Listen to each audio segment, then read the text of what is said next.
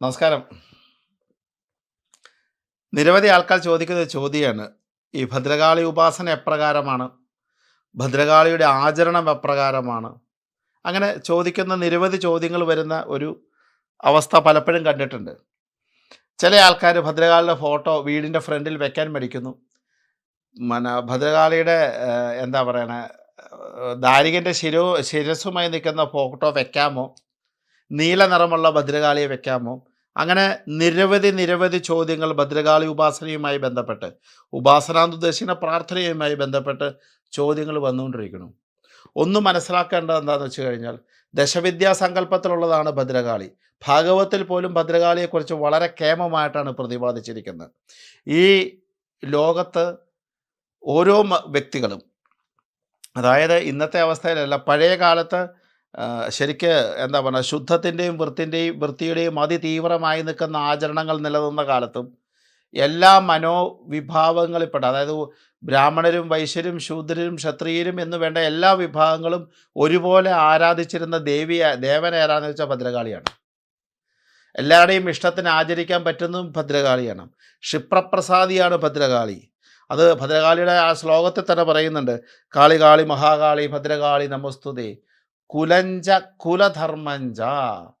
കുലത്തെയും കുലങ്ങളുടെ ധർമ്മത്തെയും പാലിക്കുന്ന ഒരു വ്യക്തിയും കൂടിയാണ്. കാരണം കുലധർമ്മങ്ങളെ പാലിപ്പിക്കുക, കുലത്തിൻ്റെ ധർമ്മങ്ങളെ പാലിപ്പിക്കുക. അതുപോലെ തന്നെ കുലദേവതയായിട്ട് ഏറ്റവും കൂടുതലുള്ളത് ലോകത്ത് ഭദ്രകാളി ക്ഷേത്രങ്ങളാണ്. എല്ലാ അമ്പലങ്ങളും ഉണ്ട്, ഭദ്രകാളിക്കാണ് ഏറ്റവും കൂടുതൽ പ്രാധാന്യം. അവിടെ എന്താ പറയണേ, ഈ ദശവിദ്യാസങ്കല്പത്തിലുള്ള ദേവി ആയതുകൊണ്ടും ഈ ഭഗവതി ഉപാസനയിലൂടെ, ദേവി പ്രാർത്ഥനയിലൂടെ നമുക്ക് കിട്ടാത്തതൊന്നും ഈ ലോകത്തുണ്ടാവില്ല ഭദ്രകാളി ഉപാസനയുടെ. കാരണം ഭദ്രകാളി ഉപാസനയുടെ നമുക്കൊരു ദുരിതവും നമ്മുടെ സമീപത്തോടു കൂടി വരില്ല. ഭദ്രകാളി ഉപാസനയുടെ കിട്ടാത്ത ഒരു സൗഭാഗ്യവും ഈ ലോകത്തില്ല. കാരണം ഭദ്രകാളി ഉപാസകന്മാരൊക്കെ അത്രയ്ക്ക് കേമന്മാരായിരുന്നു, ഉപാസിക്കുന്നവരും കേമന്മാരായിരുന്നു. ഭദ്രകാളിയുടെ നാമജപം, ഭദ്രകാളിയുടെ ക്ഷേത്ര ദർശനം, അതുപോലെ തന്നെ എല്ലാ ദിവസവും ഭദ്രകാളി ക്ഷേത്രത്തിൽ പോകാവോ? മറ്റൊരു ചോദ്യമാണ്. 21 ദിവസം അടുപ്പിച്ച് പോകാവോ? 10 ദിവസം അടുപ്പിച്ച് പോകാവോ? എല്ലാ ചൊവ്വയും വെള്ളിയും പോകാവോ?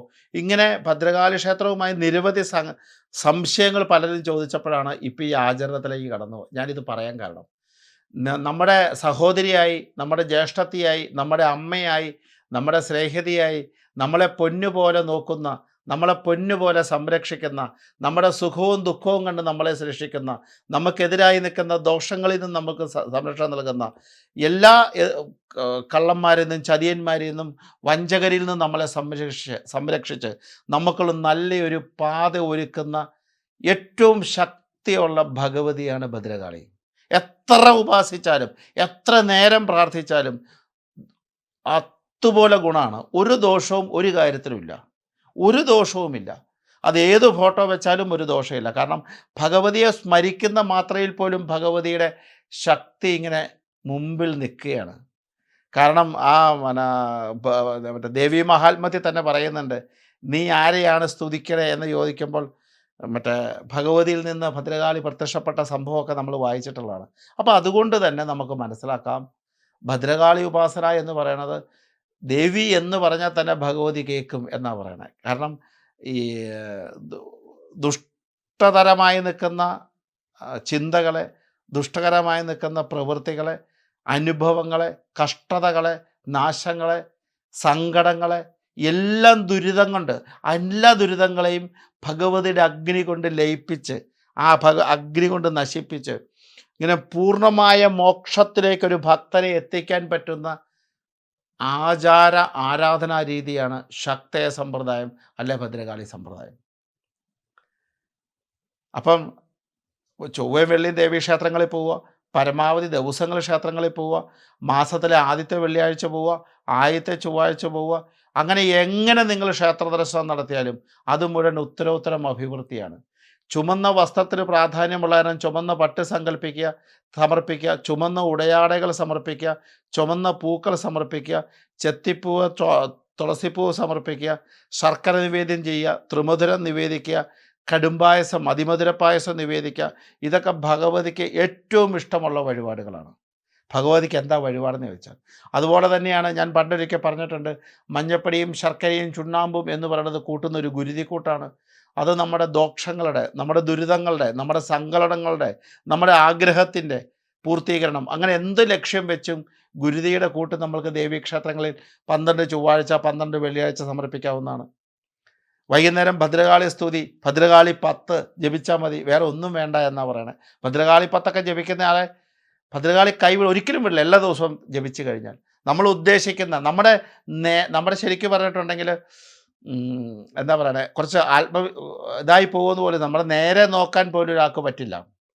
അത്രയ്ക്ക് സംരക്ഷണമാണ് ഭഗവതി നമുക്ക് തരുന്നത്. ഭദ്രകാളിയുടെ ആ സങ്കല്പം തന്നെ.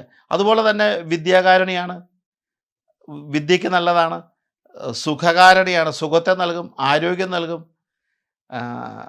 എന്ന് വേണ്ട ബന്ധുജന വിരോധം, നമ്മുടെ നാട്ടിലുള്ള വിരോധങ്ങൾ അതെല്ലാം ഇല്ലാണ്ടാക്കും. നമ്മുടെ മനസ്സിനകത്തെ കഷ്ടതകളും സങ്കടങ്ങളും ദുരിതങ്ങളും ദുഷ്ടതകളും മോശം ചിന്തകളും മാറും. അതുപോലെ തന്നെ ലഹരി ഉപയോഗങ്ങൾ മാറും. എന്തിനും ഏതിനും അതായത് നമ്മളിങ്ങനെ പ്രാർത്ഥിച്ചിട്ട് നമ്മളിങ്ങനെ തൊഴുത് പ്രദക്ഷിണം വഴിച്ച് മൂന്നാമത്തെ പ്രദക്ഷിണമായിട്ട് ഭഗവതിയുടെ മുഖത്ത് നോക്കിയാൽ പോലും നമ്മൾക്ക് മനസ്സിലാക്കും ഭഗവതിയുടെ ആ അനുഗ്രഹം നമ്മുടെ കണ്ണുകളിലേക്ക് ലയിക്കുന്നത്. അത്രയും സങ്കല്പം അല്ലെങ്കിൽ അത്രയും പെട്ടെന്ന് അനുഗ്രഹങ്ങൾ നൽകുന്ന ഒരു ഭഗവത് സ്വരൂപമാണ് ഭദ്രകാളി. എല്ലാ ദിവസവും ഉപാസിച്ചോളൂ, എല്ലാ ദിവസവും നമസ്കരിച്ചോളൂ, എല്ലാ ദിവസവും ഭദ്രകാളി പത്തി ചോദിച്ചോളൂ. ഞാനീ പറയുന്ന വഴിപാടുകളൊക്കെ ചെയ്യാം, ഫോട്ടോ വയ്ക്കാം, അതിനൊന്നും ഒരു വിരോധമില്ല. നമ്മുടെ ഏറ്റവും ശക്തമായ ദേവതയാണ്, ലോകം മുഴുവൻ ആചരിക്കുന്ന സനാതനധർമ്മത്തിലെ ഏറ്റവും ശക്തമായ ആചരണ രീതിയാണ് ശക്തേയ സമ്പ്രദായം. ശക്തേയ സമ്പ്രദായം പല സ്ഥലങ്ങളിലും പല രീതികളിലാണ്, പല സങ്കല്പത്തിൽ നടന്നിട്ടുണ്ട്. പക്ഷേ നമുക്ക് സാത്വികമായിട്ട് മതി എൻ്റെ ഭഗവതിയെ കാത്തോളണേ. ആ ഭഗവതിയെ നമ്മളങ്ങ് ഉപാസിച്ചോളൂ, ഒരു സംശയം വേണ്ട. നിങ്ങൾ ആഗ്രഹിക്കുന്നതിൻ്റെ പൂർത്തീകരണത്തിൽ മാത്രമേ അത് എത്തിക്കൊള്ളൂ. പകുതി വഴിക്കൊന്നുമല്ല, അത് പൂർത്തിയാക്കുക. നിങ്ങൾ ഉദ്ദേശിക്കുന്നതിനേക്കാളും വളരെ ഭംഗിയായിട്ട് നിങ്ങളുടെ ആഗ്രഹ പൂർത്തീകരണം നടക്കും. എന്താഗ്രഹമാണെങ്കിലും അത്രയ്ക്ക് ശക്തമാണ്. അതുകൊണ്ട് ഭദ്രകാളി ഉപാസനയും ഭദ്രകാളി ആചരണ രീതിയും ചെയ്യാൻ പറ്റുന്നത് ഒരു യോഗം വേണം. അങ്ങനെയും കൂടെയുണ്ട്. കാരണം ഈ മഹാവിദ്യകൾ 10 ദശവിദ്യകൾ എന്ന് പറയുന്ന വിദ്യതയുടെ മുഴുവൻ കാരകത്വം ഭദ്രകാളിക്കെന്ന് പറയാം. അപ്പോൾ ഈ ശരിക്കും നമ്മൾ ആലോചിച്ച് നോക്കൂ, നമ്മൾ കൊടുങ്ങല്ലൂർ പോയി തൊഴുതാൽ, ചോട്ടാനിക്കരമ്മയെ തൊഴുതാൽ, നമ്മൾ ആറ്റുകാലമ്മയെ തൊഴുതാൽ, നമ്മൾക്ക് ആ തൊഴുതിറങ്ങുമ്പോൾ കിട്ടുന്ന നമ്മുടെ ഒരു ഫീലിംഗ് മാത്രം നമ്മുടെ മനസ്സിൽ ഓർത്താൽ മതി. ആ സങ്കല്പത്തിൽ നമ്മുടെ കുടുംബത്തിൽ ഭദ്രകാളി ഭജനം കൊണ്ട് നമുക്ക് എല്ലാ ദിവസവും പ്രാർത്ഥിക്കാൻ പറ്റുവാണെങ്കിൽ നമുക്ക് കിട്ടുന്ന അവസ്ഥ എന്താ? അപ്പം അതുകൊണ്ട് അതിനൊരു തെറ്റിദ്ധാരണാജനകമായി നിൽക്കുന്ന ഇത് വേണ്ട. 100% ഉറപ്പായിട്ട് നമുക്ക് വിശ്വസിക്കുകയും ചെയ്യാം. അതിനകത്ത് 99% ഫലമല്ല, 100% ഫലമാണ് ഉപാസനയുടെ ഫലം. അതുകൊണ്ട് ഉപാസന നമുക്ക് പല രീതിയിലാണ്. മാനസികമായ ഉപാസനയുണ്ട്, നാമജപാദികൾ കൊണ്ട് ഉപാസനയുണ്ട്, കീർത്തനങ്ങൾ ഉപാസനയുണ്ട്, ദർശനങ്ങൾ കൊണ്ട് ഉപാസനയുണ്ട്, വഴിപാടുകൾ കൊണ്ട് ഉപാസനയുണ്ട്, സ്മരണ കൊണ്ട് ഉപാസനയുണ്ട്. നിങ്ങൾക്ക് ഏത് വേണമെങ്കിലും സ്വീകരിക്കാം. ആ സ്വീകരിക്കുന്ന സാധനം ഒരു ഭക്തൻ്റെ സാധന എന്ന് പറഞ്ഞാൽ ആ കാര്യലക്ഷ്യം മാത്രം വെച്ചായിരിക്കരുത്. ആ ഭഗവതിയുടെ അനുഗ്രഹം മാത്രം ലക്ഷ്യം വെച്ച് ചെയ്തുകൊള്ളൂ. ഒരു സംശയവും വേണ്ട, ഉറപ്പാ. അത്ര ഗംഭീര. നോക്കിക്കോളൂ. നമസ്കാരം.